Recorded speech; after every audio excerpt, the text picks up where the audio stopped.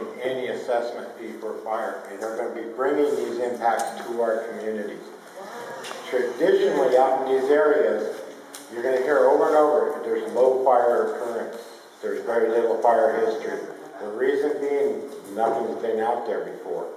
When you start putting infrastructure, start putting people out there, opening those areas up, the fire risks will increase. Anybody who was around for the Shockey fire, that was not a high fire danger day.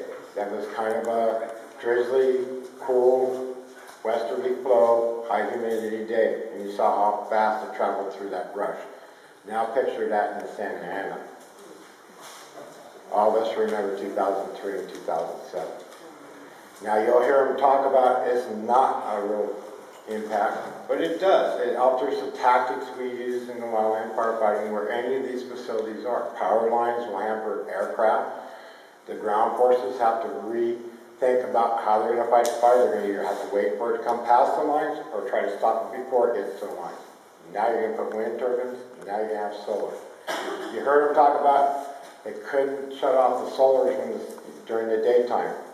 You can't turn off the solar power. When that panels are shining, there's voltages going into the panels. You can shut the inverters off, but you can't shut the panels off. That creates another hazard to firefighting forces. So guess what? Another area that they're going to have to pull back away from, wait for the fire to come out, and fight the fire then. What does that do? That makes a bigger fire. The bigger the fire, the harder it is to put out. Now, in Santa Ana, we try to keep it small because everybody knows how fast the winds can go and how fast those fires can travel. It's going to increase your insurance cost. You're seeing already costs that you're paying for other things out here for fire protection. We do not have full-time fire protection paid fire protection out here, and they talk about using our fire departments from Boulevard to Cumberland to respond to these incidents. Everybody that lives out here knows they're volunteers. Everybody that lives out here also knows that they're not covered 24/7. Yet, that's our fire protection. Now they're going to take them away and create more incidents that's going to take the fire service away from our needs, which we should have a full-time fire department here. They're not going to pay for it. It's a specialized firefighting on top of that. Any of those that work in those facilities around power plants. You go to airport, they have a dedicated fire department that stays there at the airport and responds to any accidents, any fires at the airport. They're specially trained. That's what needs to be done on these projects. They're not even talking about that. You're going to have hazmat, you're going to have oils. You saw the smaller substation over in Escondido, that burned 2 days. Imagine that happening in Cumberland. It's going to be a lot more oil.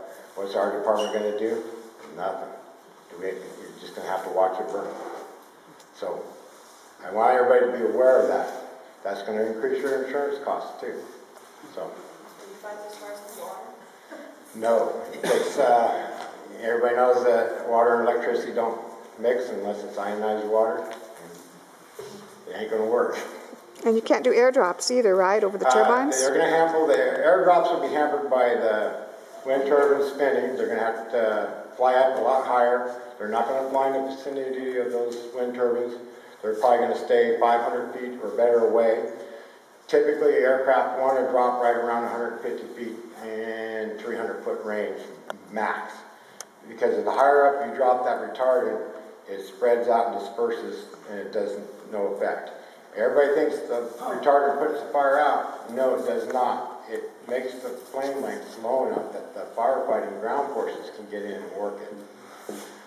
That's going to take that toll away from them.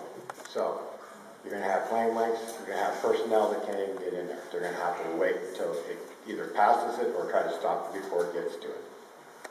What is our fire rating now? The highest? We're a very high hazard severity.